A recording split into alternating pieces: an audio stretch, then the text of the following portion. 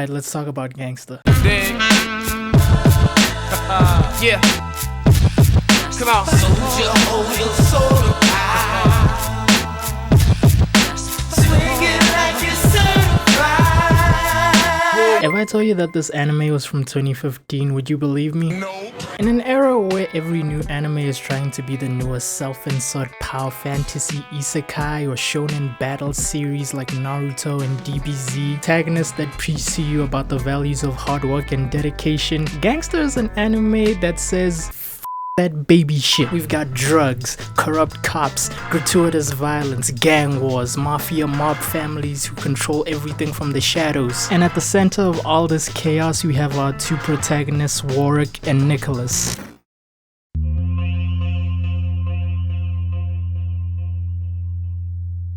Augustalum, what was once an isolation camp used to segregate the Twilights from the rest of society, has grown into a crime-riddled city. Back alley trades, drug dealing, trafficking, and prostitution. All these acts that would typically happen away from the prying eyes of society happen in broad daylight. And the people who are tasked with maintaining the order of things in the city are the handymen. We got Not Guts from Berserk, who's a Death War veteran who also is an enhanced human with stronger physical strength, agility, and faster speed, or a Twilight as I mentioned before. And we got Nat Griffith from Berserk, who was a former rich boy who had his entire family murdered and was the only survivor. Both Warwick and Nicholas now work as a go-between for both the mob and the police. They take jobs from both parties who aren't able to handle a given task at the risk that it might cause a full-scale war between the mob and the police. This is a really cool premise for a story. Gangsta's biggest strength is the realistic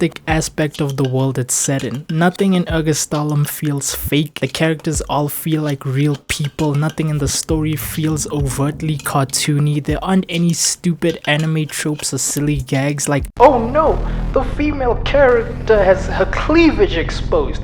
I will now act like looking at that is considered to be a war crime." No, in a show like this, when Alex has her honkers out for the world to see, you have guys like Warwick who look at that and go, "Nice." Because this is how a normal human being who interacts with women actually talks. The show knows what story it's trying to tell. It's here to show you the dark underbelly of society, the shit that we often don't see in mainstream titles. Alex isn't a prostitute by choice, and once her pimp dies, she's relieved, yes, but at the same time she's pissed at Warwick and Nicholas because they just made her homeless. And once they offer her a new place to stay, Alex isn't less traumatized. She still has PTSD from the abuse she suffered and is scared that Warwick and Nicholas will just kick her out at any moment, and the only way she thinks she can avoid that is if she gives her body to them. You see what I mean? The show feels grounded in reality, minus the mutated human fights, although they are very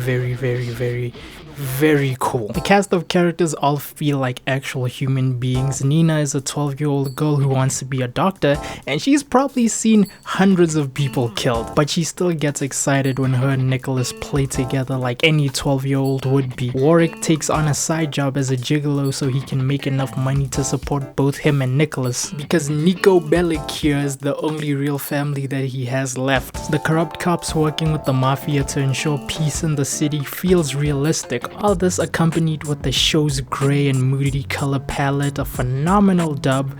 Yes, I am praising an animated dub. Shut the fuck up. Amazing action set pieces with great choreography, a realistic world, smooth as hell soundtrack that blends lo-fi hip-hop with jazz, and an animated style that reminds me of a show from the 2000s, specifically Black Lagoon. You have the perfect recipe for a show I'll instantly fall in love with. Also, this is going a bit off topic, but I need to mention this. The studio that made this Man Globe is the same studio that gave us Samurai Champloo. It also gave us The World Only God Knows. Sadly, I doubt we will ever get to see a second season of this amazing series because the studio responsible for the show actually went bankrupt back in 2017. So not only is the show left on a cliffhanger, but it's a cliffhanger that will never get resolved. But why don't did you read the manga? I hear you typing in the comments. Well, I wanted to pick up the manga because I was genuinely invested in the story,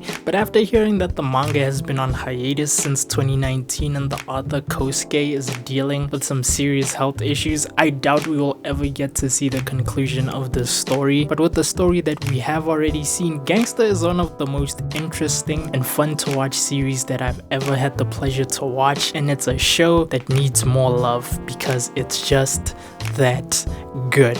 Go watch it, you degenerates. That's just me though. I tried my best not to spoil this story because I want you guys to actually watch it. Let me know what you guys think in the comments. I reply to those. Drop me a like and subscribe. I make videos about anime, sometimes about manga, sometimes I don't upload, even though I should. Please subscribe so I upload more. It is in your hands, my fellow weebs. I'm also working on a very big manga video, so please stay tuned for that when you can. And yeah, I'm out. Subscribe to my coffee too, if you want to support me.